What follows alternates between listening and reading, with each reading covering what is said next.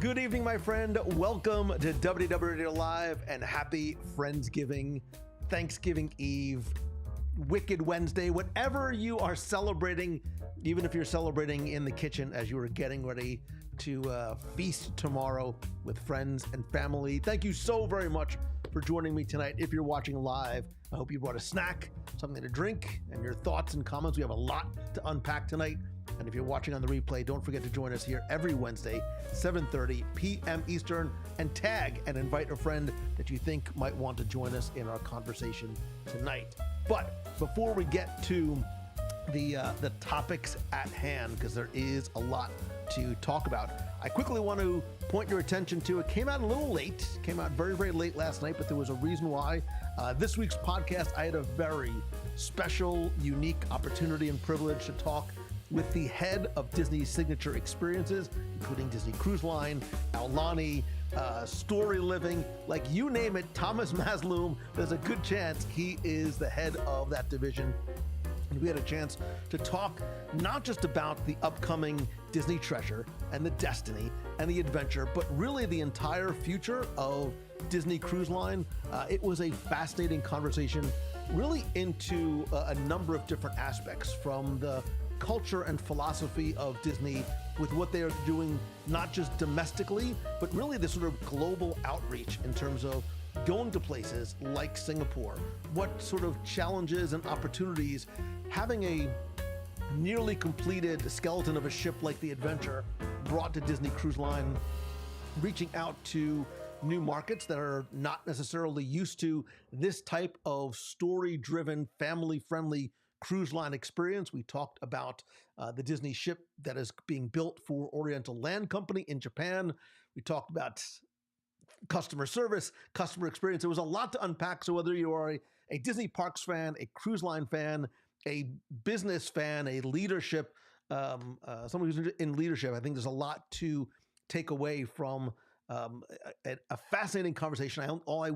I just needed like 2 more hours. I had like 2 more hours worth of questions sort of percolating in my head. And the challenge for me was knowing that I had a finite amount of time, trying to get the stories told that I wanted him to at least touch on, but unfortunately having to move very, very fast along the way. So if you can, please make sure you check it out. More importantly, if you can share that with a friend, whether you share it on Facebook, X, Instagram, tag me if you do, or like while you're listening to the show, take a screenshot, text it to somebody who you think might be interested, and you can share it on LinkedIn as well. Carlos Bravo says, a great interview with Tom. Yeah, Thomas is, I've known him for a number of years. Very, very nice guy, very approachable. Really enjoyed our conversation. Like I said, I only just wish I had more time to chat. So also, before we get to that, it is Thanksgiving week, which for some folks, it means getting together, seeing loved ones who maybe you haven't seen in a long time. For others, it's getting together, seeing family that you fortunately have not seen for a long time. For others, it is about the food. And for others, it is also about Black Friday and sales. And it's not really this as much as it was anymore. Like, do you remember see the videos of like people like rioting for Cabbage Patch dolls and televisions and all it? That doesn't necessarily happen as much anymore unless you go to some Walmarts, but that's fine. But I have a Black Friday sale of my own in a brand new merchandise shop that I just launched a few days ago. If you go to www.com/merch, I have an entirely new line of products. I have a new vendor for the products. I have sampled almost everything that is in the store and really, really happy with what they have. More importantly, if you use code Black Friday, you'll save 10% and there's free shipping, which comes automatically for any orders over $50. So if you order any logo gear, take a picture of it, share it on social, tag me or send it to me, and I will reshare it. The quality is really nice. It comes in a number of different colors. It also comes very, very quickly as well. So again, visit www.com/merch. Okay, with that out of the way, this was a big week. This was a big week for Disney. We had not one, not two, but three, count them, three big announcements from Disney, and I think all of which sparked a mix of excitement and speculation and conversation. We'll call it conversation, and some criticism among fans and the press. And we will sort of go through each one individually because obviously two of them are very tightly linked, and I think the third one is, in an ancillary type of way, linked as well. Let's talk about what we know. Let's talk about what we think, what we speculate, and I certainly welcome and invite you to share your thoughts in the comments as well. I will try and sort of monitor everything all at the same time. I'm spinning a lot of plates here, all by myself at once. Let's go over to Monsters Inc. Land, whatever it is going to be called, Monstropolis, over at Disney's Hollywood Studios. We now were given this sort of bird's eye view of what Monstropolis is going to look like. We also know, now we know where it's going to go. We already knew why. Now we just need to know when, and maybe a little bit of what. And as we start to break down this artwork, we can see that it's sort of meant to take the scenes that we saw, even sort of passing especially in the early parts of the very first Monsters Inc. You get these vibrant city streets where you feel that the monsters reside, to sort of really immerse us into the daily life of Monstropolis. One of the very first things I noticed was the Muppets fountain with Statue of Liberty, Miss Piggy, and some of the other characters is now a Mike Wazowski with one eye statue. We also see in the back the suspended roller coaster, which is going to replicate that door vault scene in the movie, which I think is going to promise a very unique and very dynamic ride experience. I think we also, as we start to sort of look through, this was the original concept art for what we thought was going to be sort of from the movie for the exterior. This is what we see now, right? We have that sort of warehouse-like design that also captures the industrial feel of the movie. We know that this is going to be the much anticipated ride through the sort of hall of doors. There's some other things, though, that we notice as we start to look a little deeper. So obviously we know, and we'll get to Muppets, right? Muppets is going away. This is now going to be a Monstro Theater, which I have to imagine is going to be a 3D not a monster movie, but a 3D movie that includes I almost said Muppets. Monsters, not Muppets. There's also going to be dining and shopping venues as well. So if we start to sort of look a little bit deeper in over to the left-hand side, we see the Christmas shop is gone. The Muppet Studio Store is gone. What we do see in the background, and this is, we sort of speculated, was this going to be a facade? All I see is Harryhausen's, the sushi restaurant which I have to imagine is going to be a fun, dynamic, very lively, really sort of interactive type of sushi restaurant experience. I think there's obviously going to be some additional, it looks like there may be a little like cart, like either a merchandise cart or a food cart there. I'm sure there's going to be lots of merchandising as well. Becky says, I'm so glad Muppets are taking over the coaster. I may actually go back on it. She'll take Bonine first. Connor Brown says, I will say this. You give me a Harryhausen sushi restaurant from the film in this new land, and not only will I buy Lou Mangello every single meal there and everything that he wants, but all will be forgiven somewhat for evicting the Muppets. Stay tuned. We're getting to Muppets. Amy says, my mom is worried about Piggy's fountain. Unfortunately, the fountain is going to go away, but just because it's gone, it doesn't mean it will be forgotten. Because as we start to talk about Muppets, there may be a location this can go. Before I move over to Muppets, I want to know your thoughts on this area first, right? Before we get sort of the Muppets discussion and losing, and you can talk about losing Muppet Vision 3D, but we'll talk about where Muppets are going, because I know, like Jeanette saying, she's happy Muppets are going to take over Rock and Roller Coaster as well. How do you feel about where this is going? I know this was cause of a lot of speculation and concern for a lot of people. Sean says Monstropolis looks beautiful. You know, purely from the concept art, I agree wholeheartedly. Oops, well, that's the wrong one. I think as we sort of get this overall look, it has this sort of Galaxy's Edge like immersive feel to it. Connor says, I'm also intrigued by the laugh lore billboard at the top left. Does it mean they might move the laugh lore from Magic Kingdom to this new land? That's a good catch. Let me see if I can zoom in and find that artwork here a little bit. Oops. Remember, I'm doing all this by myself, so well, clearly I can't, but that's fine.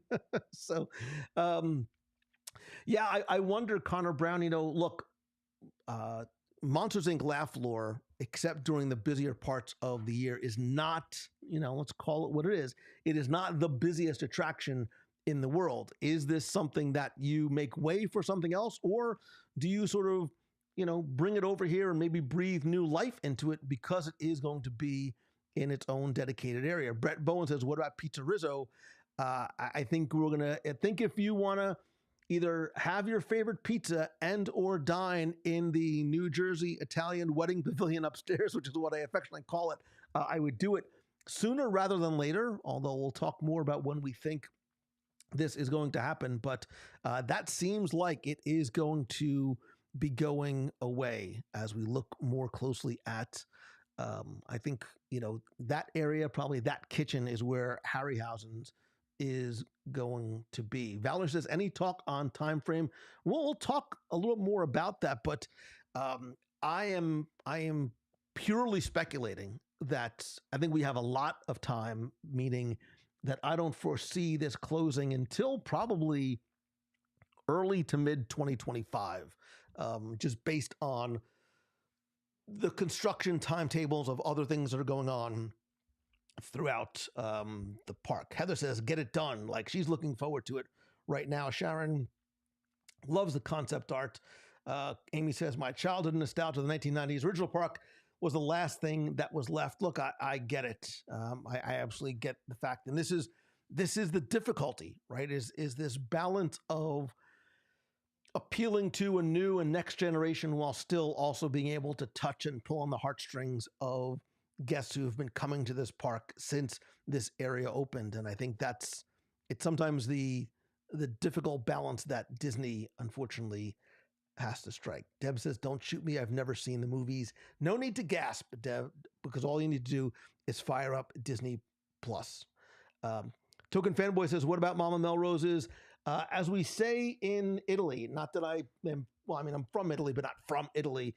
We say sayonara or ciao. Mama Melrose is going to be history like the Aztecs. That being said, I don't necessarily think that we are. We'll get to Muppets. We'll get to Muppets.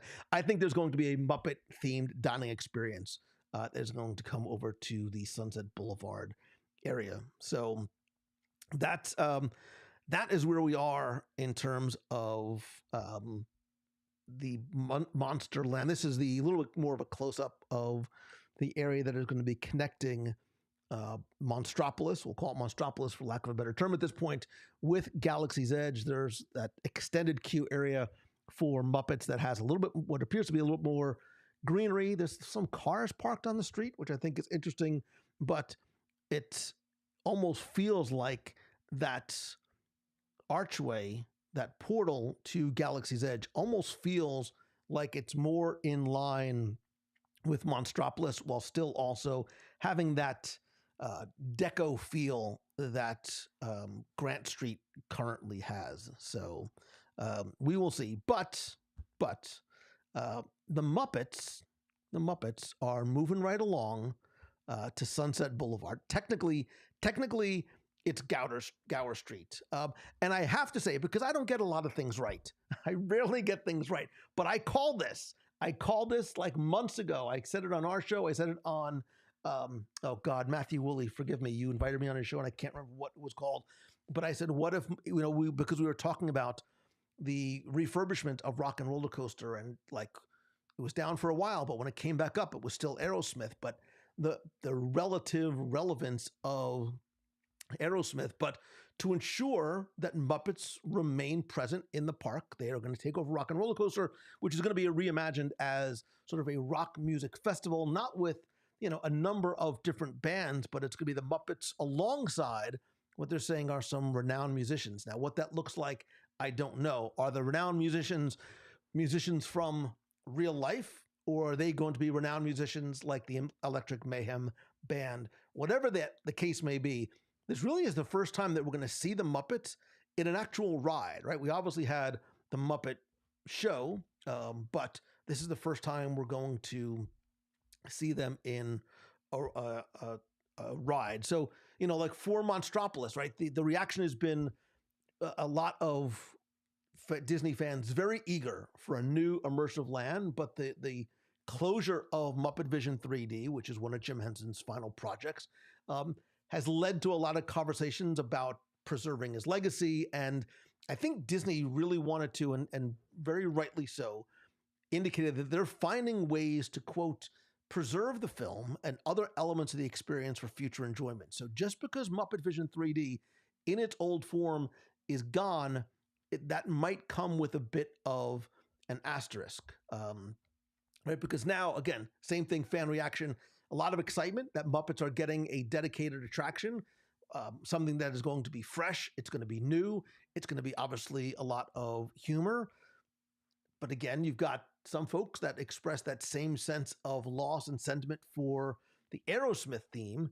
And I think there's also some concern, right? Because we've talked over the past number of years about why have we not seen more Muppets in the parks, right? Why have we not seen either freshening of the attraction or something new? We saw them come into Liberty Square and then they left. I still think that Hall of Presidents should have, like before November, I think Hall of Presidents should have become and still can become a Muppet History of America. I think that solves a lot of potential sort of just, nonsensical political problems, but I think it also adds a layer of humor, another attractor and attraction in Liberty Square, especially one for families and young kids. I think it adds a lighthearted element to Liberty Square, and you no longer have any sort of issues with who wins an election or who doesn't, because it's the Muppets History in America, and everyone loves I think everyone loves the Muppets.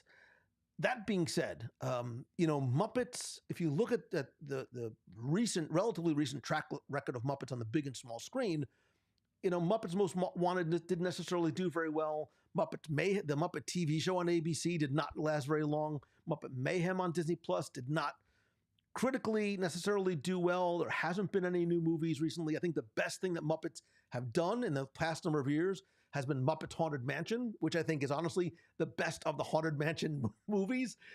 Again, Muppets make everything better. So there has been this sort of very mixed reaction online, and it's very understandable. I think a lot of fans are disappointed over losing an attraction that I think holds not just personal, subjective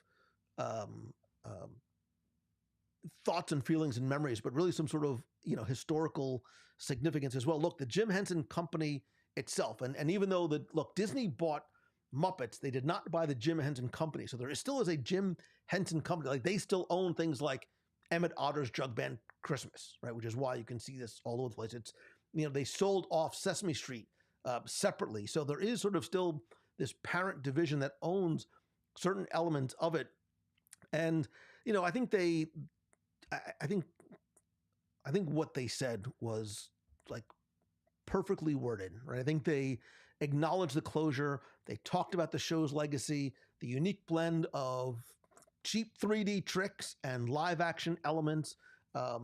And I think while still sort of emphasizing Jim Henson and the Henson Company's like ongoing commitment to innovation, and sort of having to sort of take those next steps. And I think I applaud them for expressing the sense of optimism about sort of the next act for Muppet Vision 3D. which I think suggests future development or adaptations of it. I don't think we've seen the last of pre-show elements and in-show elements from Muppet Vision 3D. So, yes, we wanted this reimagining of the Muppet presence in the park. We did get it maybe in a place we didn't expect it, but I think the Henson Company's response reflects this great balance between honoring the past and embracing future possibilities for the Muppet franchise, which I think is, a good lesson for us as well. And we've talked on the show a lot in the past about Muppets because they're from very early on, after Disney MGM Studios opened, there were plans for a much, much larger presence of Muppets in the parks. If you go back to show 169, we have a very in-depth conversation about the Muppets that never were in Walt Disney World. On show 251, we looked at the Muppets in Walt Disney World, where we looked back, speculated forward. I wonder how much I got right or probably wrong on that show.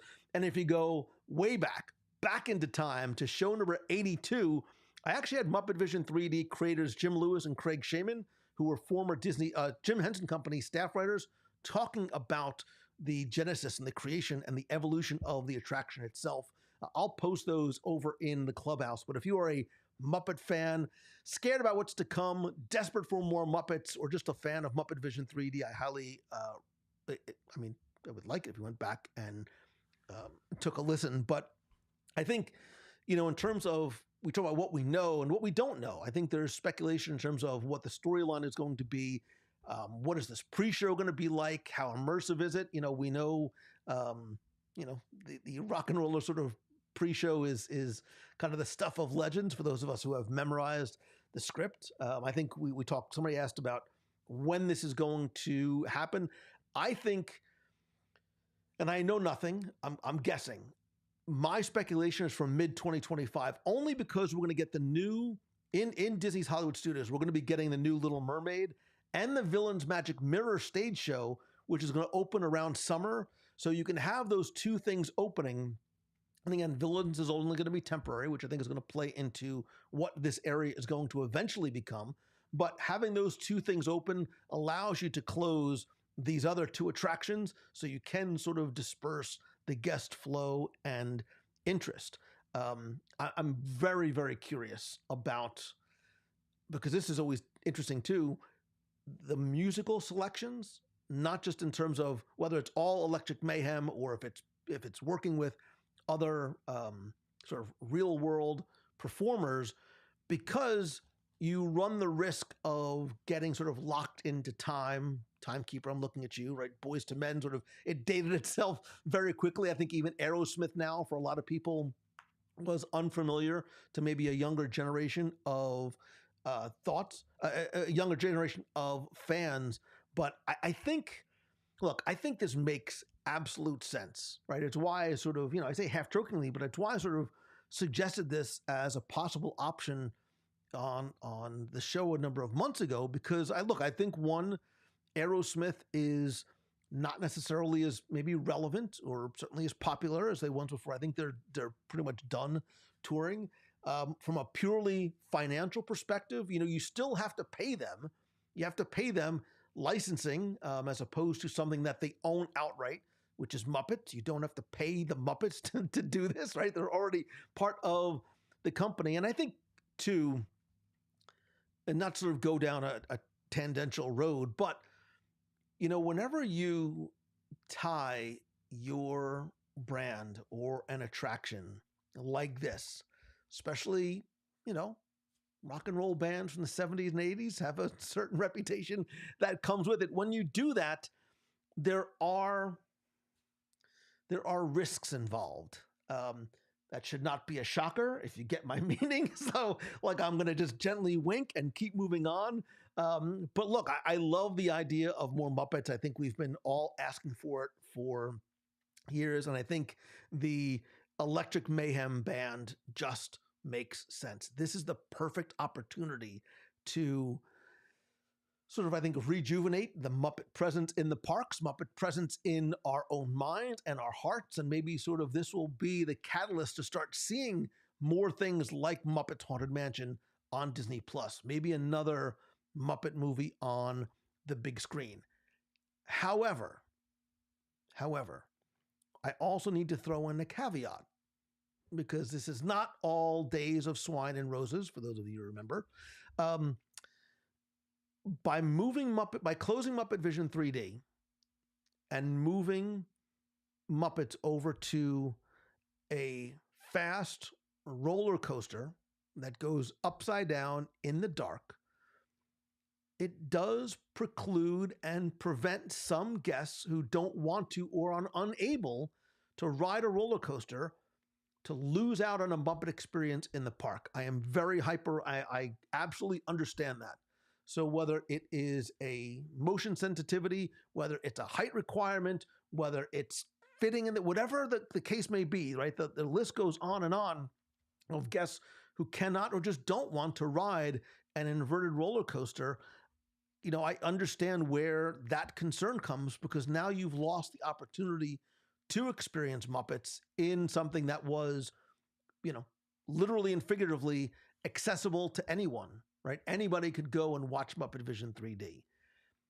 That makes me think and really sort of believe that there will be more Muppety goodness in that area, right? And whether it's the exterior area in the queue over on Gower Street, or even elsewhere in the studios, possibly in another park. I have thoughts. And I think the long-term vision, and we haven't seen this is purely my speculation, but I'll call back to this if I get it right. I honestly believe that Sunset Showcase has already been set aside as another Muppet attraction, a Muppet restaurant, some sort of Muppet-like experience. Once the Villains Magic Mirror show is finished, once Villains Land is in Magic Kingdom is open. The Villain Magic Mirror show is a temporary villain placeholder, whet your appetite, get you excited for what is to come, I think, over in Magic Kingdom. That is not meant to be a permanent installation. What that's doing is that, and obviously neither is a Lightning McQueen attraction, clearly, but is this going to be a Muppet restaurant? Is this going to be where some of the Muppet concepts that never saw the light of day actually come to pass? Remember, there was an entire Muppet Studio Land that was planned for Disney MGM Studios. Go back to the Muppets That Never Were show. I talk about it in depth, and I think I still have photos in the show notes of what the concept art looked like. There was discussion at one point for a Great Muppet Movie Ride, and possible overlay of the Great Movie Ride for the Great Muppet Movie Ride. And in this Muppet Studio Land, there was going to be not one, but two restaurants. The Great Gonzo's Pandemonium Pizza Parlor, or Pizza Palace? Pizza Parlor, and the Swedish Chef's Cooking School, which, to me, would fit in perfectly right there. You know what else would fit in perfectly right there? A big, sit-down, themed restaurant that is family-friendly, that the park does not have a lot of, right? How many of those locations that fit that bill are there really, right? There's the Woody's, there's the Backyard Barbecue. You can make an argument for Docking Bay 7, but is there some sort of, and obviously there's Hollywood and Vine and things like that, but something that is a Muppet-themed restaurant would kill there. Not just because I think the studios need another sit-down dining location, but something that is a themed, story-driven, fun type of experience. I think it just makes perfect sense. So my call at this point is that Sunset Showcase will either be a second Muppet attraction that will be more inviting, welcoming, family-friendly for, from younger kids up to grandma, grandpa, and those with mobility or motion sensitivity issues, and or a Muppet-themed restaurant. I think it just makes sense. Amanda Bonner also says, I'm trying to go back to the comments, can we also get a Muppets Day at Sea? But Amanda, I think that's it. I think this is the test bed to see the, Disney said, look, we hear you, right? We hear you. Those who are Muppet fans want more Muppets. Here you go. Will we, as fans, allow this to sort of pay dividends for Disney? So they say, hey, there is this resurgent interest in Muppets. We can do a Muppet Day at Sea on DCL, which I think would kill. If they do, I promise you this, the day it is announced, Becky and I will be on the phone and we will announce a WDW Radio Muppet Day at Sea cruise without question. Like, Becky's going to text me in 3, 2, 1. Randall Jackson says, I love a Muppet-themed restaurant. Ray Keating says, would a Muppet restaurant serve pork chops? Well done.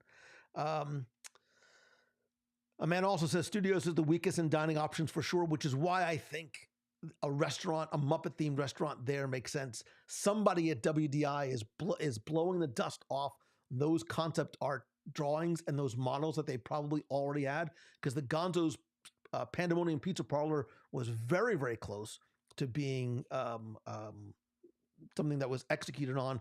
Becky says, yeah, the studios does really need a new sit-down restaurant. I absolutely agree 100%. So, and Mary says, I wonder if the villain show was announced as temporary because they don't want to let everybody know that Muppets is moving in. Yeah, Mary, I think that's the case, right? I think Villains is going to be an attractor in and of itself, right? I think we've also been craving Villains. I think the Sunset Showcase is a perfect place to be able to rotate things like that in and out of. But once that's gone, that is meant to be the new home. And that section of Gower Street is now going to be the new Muppet Courtyard. It's going to be the new Muppet corner of the park. So while it may not necessarily be, the entire Muppet Studios land that was meant for that section of the park, it is a smaller, abbreviated, newer, updated version that I think will hopefully have something for everybody in the family to enjoy. Tom Eckert says, I will be the chef of the restaurant. I'm Swedish. Well, I think that's one of probably very few requirements as to Muppet Chef that you need to have. So I'm as I'm quickly scrolling through, there's a lot of love for Muppets. Some people want Muppets in Tower of Terror. Some people don't. Yes, it is why I'm wearing my Gonzo Like the Lamp, Not the Rat t-shirt, because I am super excited for Muppet Christmas Carol, which may or may not be my favorite movie of the holiday season. We'll do that as a show. Somebody remind me, top 10 holiday movies. Maybe we'll top 10 holiday movies on Disney Plus. How's that? We'll do that as I'll do that as either top 5 or a top 10. Becky also says, I also think the queue is going to be amazing. I think this space is where like Imagineers sort of get to roll up their sleeves and just have so much fun with it. And that's kind of what I'm looking for. I think we saw something like that in Runaway Railway in the queue in Toontown and Disneyland, even more so than we have here, just because of the layout of the space. I think what this queue and the pre-show area affords them is really, really great opportunity as well. So anyway, let us move on, because in addition to Muppets, right? Muppets who we've been so happy to see come in and through, and then the photo on screen. This was actually a photo from a Muppet. This was a Muppet TV special promoting like the Muppets in coming to Walt Disney World. But we also did get another new, exciting, and I think necessary addition and update coming to the parks, because this was something that was announced a while ago for a variety of reasons, was sort of quietly shelved and has sort of come back. I think one of the things that happened as a result of this is it gave sometimes additional time to look at, pun intended, reflect upon some of the decisions and then make things better. What I'm talking about is Reflections, which is now going to be a Disney Lakeside Lodge, is now going to be the Disney Lakeshore Lodge. Let me explain. River Country, which was the first water park in Walt Disney World, located near the Contemporary, closed in 2001. It sat empty and idle for a number of years. In 2018, Disney announced plans to transform the former site into what was called Reflections, a Disney Lakeside Lodge, which was a nature-inspired resort with 900 hotel rooms and Disney Vacation Club villas, which I loved because I liked that area. I love that sort of natural space. I also liked the fact that I think it really was sort of aimed to celebrate Walt's appreciation for nature, which was going to incorporate unique accommodations like treehouse suites and waterfront A-frame cabins. There was a Princess and the Frog themed restaurant, which was planned along the bayou of Bay Lake, which I was very excited for. However, there were a lot of delays, particularly due to COVID. Construction was halted in 2020, and that site just sort of remained dormant and kind of, don't look over here for a number of years. Disney then announced the development of the Disney Lakeshore Lodge, which Disney recently this week announced the development of Lakeshore Lodge, which is set to open in 2027, which is going to replace Reflections, which was canceled obviously during the pandemic. What we've seen now is an updated version of some of the concept art. This is still once again going to be situated along the shores of Bay Lake. Same footprint as the former River Country water park, but the design I think has been updated. I actually like the newer design over the older. Again, taking inspiration from nature, the influence on Disney artists, the very tranquil, immersive experience. We haven't heard really anything about specifics in terms of amenities and accommodations, which I'm sure we'll get as the project starts to progress. We're seeing very, very sort of early concept art in terms of what this is going to look like. And it seems that the response has been very curious about the design and amenities and how it's going to integrate with some of the existing properties. What this means in terms of, we see concept art, and I think, like we saw with the Polynesian, sometimes people jump to very quick conclusions. I don't like it. I don't like this. And then once you see it sort of come together, you realize early concept art is just that. And sometimes it needs to sort of come together a little bit more before you get a sense of what it actually looks and feels like. But I think, again, and when I said that this was somewhat connected to the other things we were talking about, I think this highlights Disney's efforts to refresh and expand. And then, there's a very delicate balance. No matter what they do, they're not going to make everybody happy, but you have to sort of balance this idea of nostalgia with innovation, right? Guests want, overwhelmingly, they want, affordable, accessible, upscale, modern designs that sometimes, just inherently conflict with this idea of, senses of nostalgia. So I'm quickly looking, Suzanne Armstrong, yes, there will obviously be new restaurants as well. DVC members are excited. But again, this is not a purely Disney vacation. So a couple of things. One, this is not purely a Disney Vacation Club resort. And two, there seems to be continuing either confusion or just knee-jerk reactions. People hear Disney Vacation Club and say, well, I can't stay there because it's a Disney Vacation Club resort, and that's not the case. Any guest can book a Disney Vacation Club resort, even if you are not a DVC member.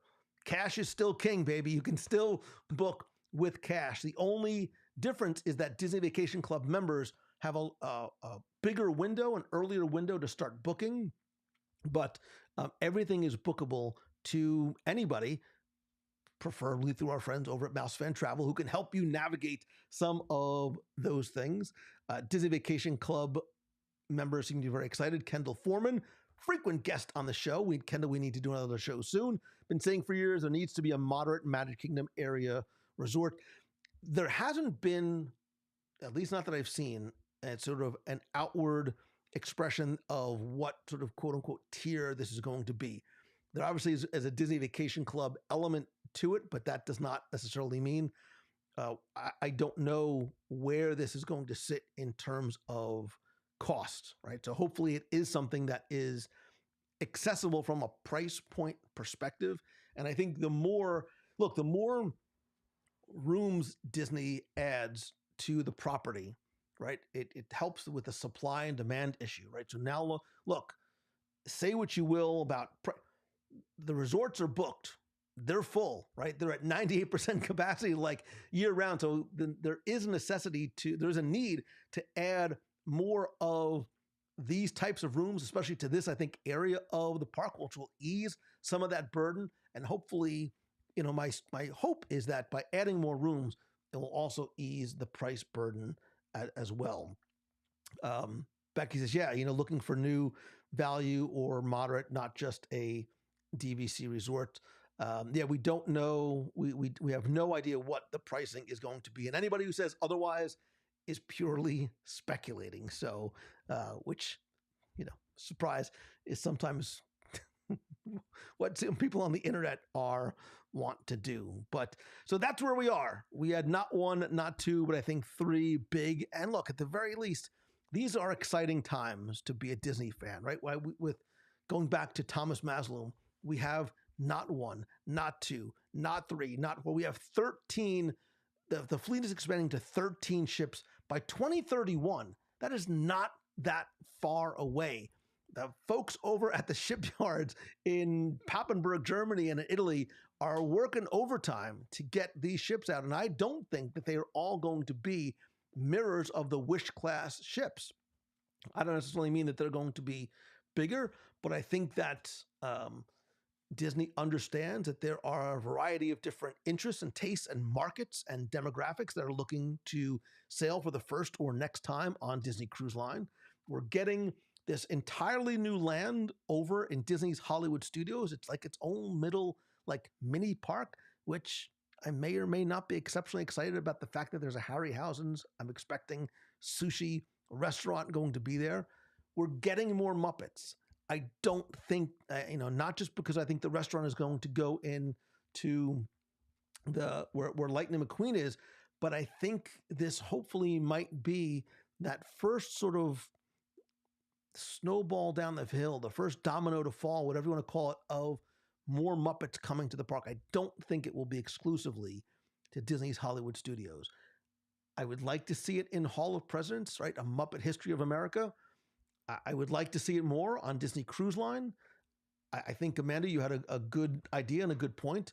I think if this is successful, this may very well be a test bed for something like that. We have the Muppets Midship Detective Agency game that you can play on Dream and Fantasy. So we will see. We will see what this is going to be. And look, we're getting another new resort, which I think is very much needed. And I love the open, modern, clean design that it brings. I love that section from a purely feeling like you've escaped the Central Florida heat and crowds.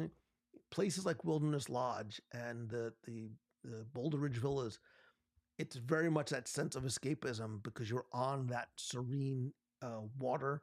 And I think that's what this new lodge is going to bring to the areas. So again, a lot of stuff to be excited for this Thanksgiving season. I think we all have a lot to be thankful for, not just as Disney Cruise Line fans, but Disney fans. And I think just in general, I think sometimes I say this all the time every year. I say it every holiday, Mother's Day. I don't think we should be celebrating our moms only one day of the year. Same thing for Father's Day. And I think Thanksgiving is the same thing. I love Thanksgiving, and I love getting together, and I love how it starts to, sometimes warm the hearts of people who sometimes maybe forget about the simple, important things. But I think we also I think we should be thankful every single day. I think that, even if you hate your job, if you hate your job, that's a dream job from somebody who is not employed. If you, wish you had a bigger house, or you wish you had whatever, there's somebody who's homeless that wishes they had your house. If you,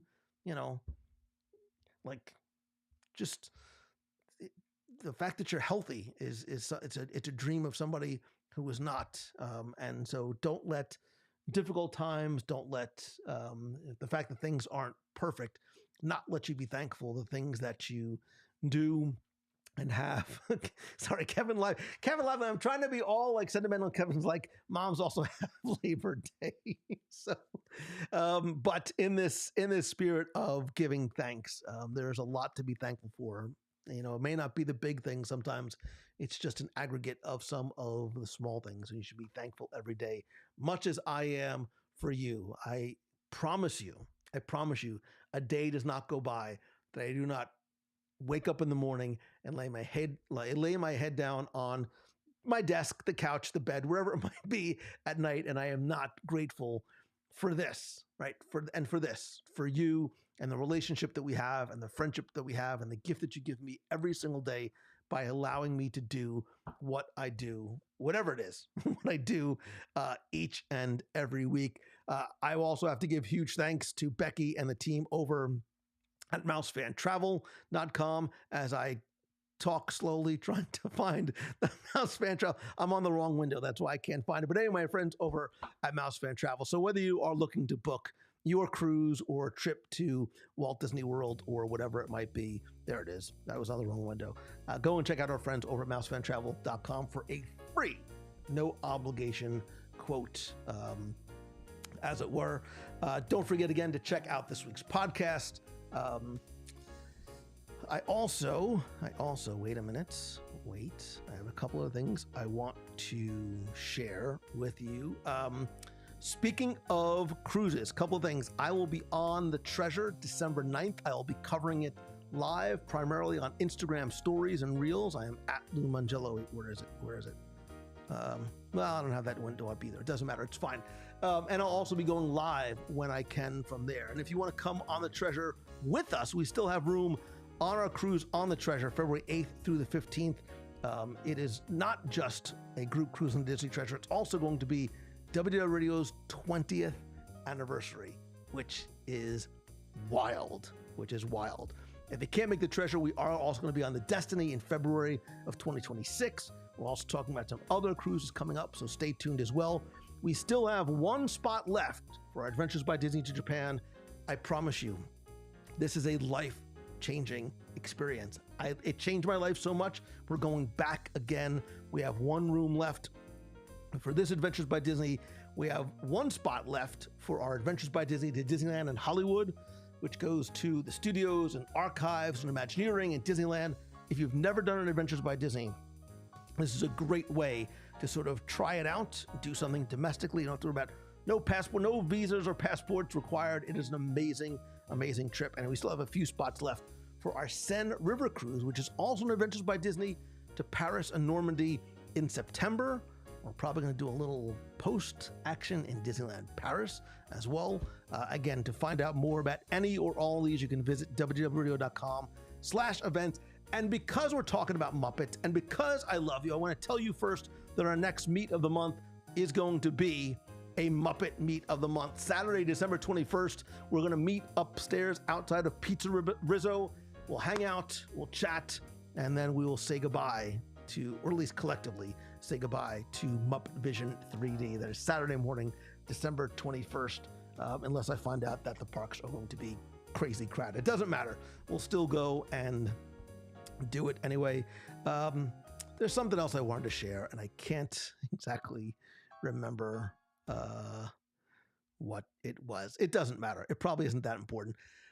If you want to make sure that you know, listen, if you don't want to have to rely on me to remember to tell you during the live show, please make sure you subscribe to our free weekly newsletter and update. Go to www.radio.com/subscribe. When you do, I will instantly send you a free copy of my 102 Things to Do at least once in Walt Disney World book. I promise that is the best way to stay updated. You get exclusive content as well as some exclusive contests. I've got a couple of things coming. Stay tuned for a very, very cool item from and for the Disney Treasure I'm going to be giving away next week.